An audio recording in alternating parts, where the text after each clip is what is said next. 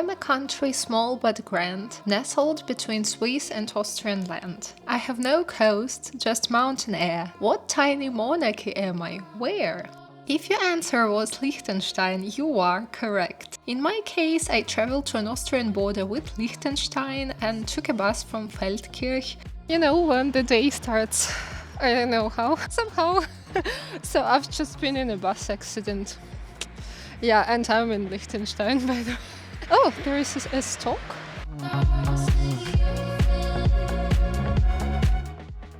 So I came to Feldkirch in Austria and I took a bus to Liechtenstein. I wanted to go like to the farthest point and then like go up gradually and then cross the border again to Austria, but I mean, like our bus driver hit the fence. So yeah, I decided I'll just go. Basically, you can cross the country like in 5 hours on foot, so I'm not sure where I'm going. I will see if I can find another bus stop fairly soon. Otherwise, I'll just have a look around. Maybe there are some places to see here. Hopefully the day will be better after this. I don't know. I've never been in any kind of accident before, so that's kind of scary. I mean, like the first time, but nothing happened. Nobody got injured.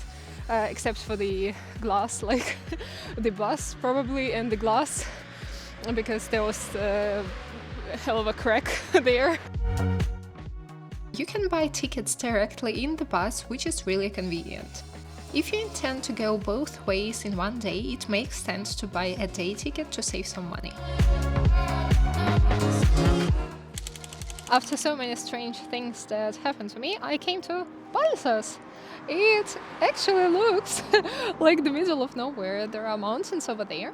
There is a castle over there, which is behind that building, and there are some sheep. I just wanted to show you the sheep. The castle looks pretty nice. Just a moment, it's over here. The castle. Hopefully we can check it out.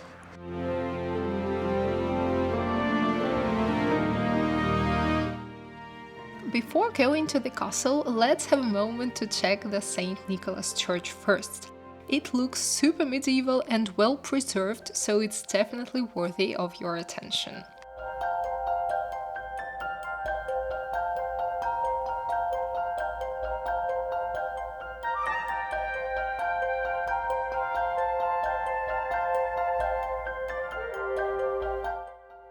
Gutenberg Castle dates back to the Middle Ages, with its origins tracing as far back as the 12th century.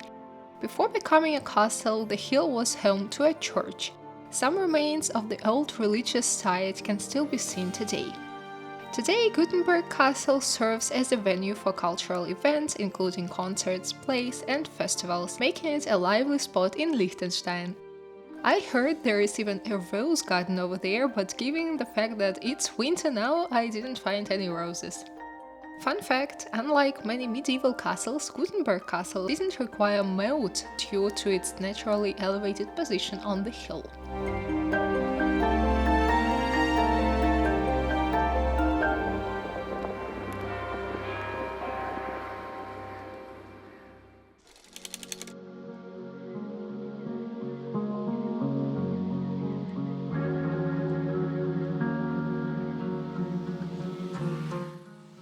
It's so empty, it's almost creepy. I don't know, it's like the middle of the day on Sunday, and you can see how full it is. My next stop was Vaduz, the capital of Liechtenstein. I conquered the distance partially on foot and partially by bus. Despite being the capital, Vaduz has no airport.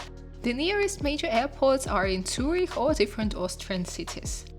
On top of that, Vaduz is one of the smallest capitals in the world, with a population of only about 5,700 people.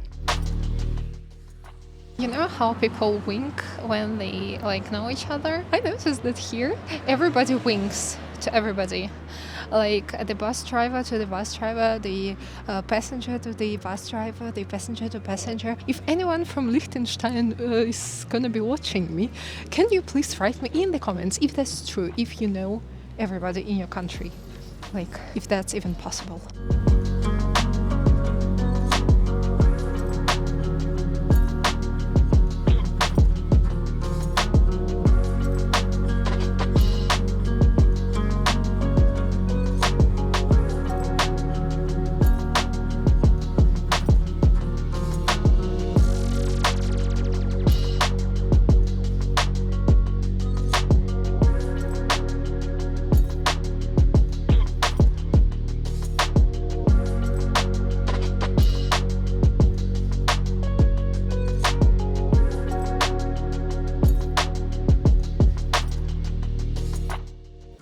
Vaduz is so small that you can easily explore the entire city on foot, taking into consideration that you can actually cross the entire country on foot in one day.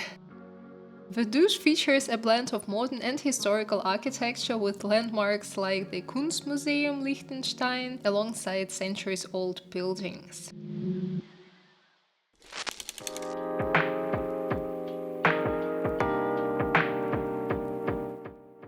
I really enjoy modern architecture here. I don't know why, but I simply love their big windows, I guess. Because, like, for example, this building here or this cafe, let me show you, like, over there. They all have, like, really big windows, and also houses in the countryside. Like, they have, like, even blocks built only of glass, which I find like so fascinating, and it's understandable because like the panorama views are amazing here.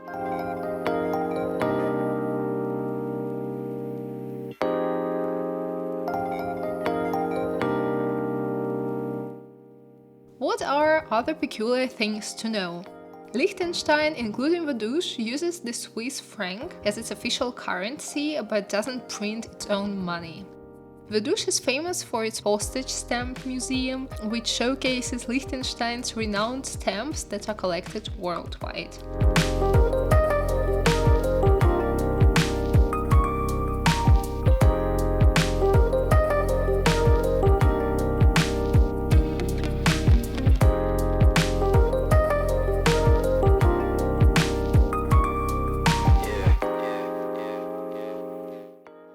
By the way, if you want a stamp in your passport, you can visit the Tourist Information Center, where they offer an official souvenir stamp for your passport for a small fee.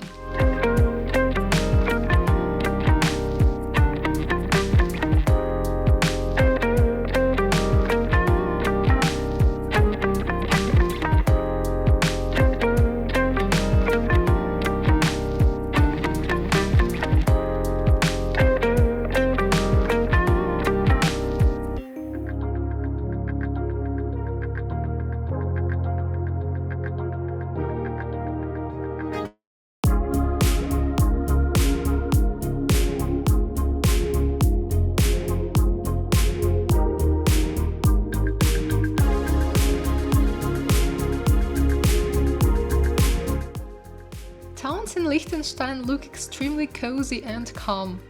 For me, it was time to go back home. Have you already been to Liechtenstein? Let me know in the comments. If you like this video, don't forget to subscribe and give me a thumbs up.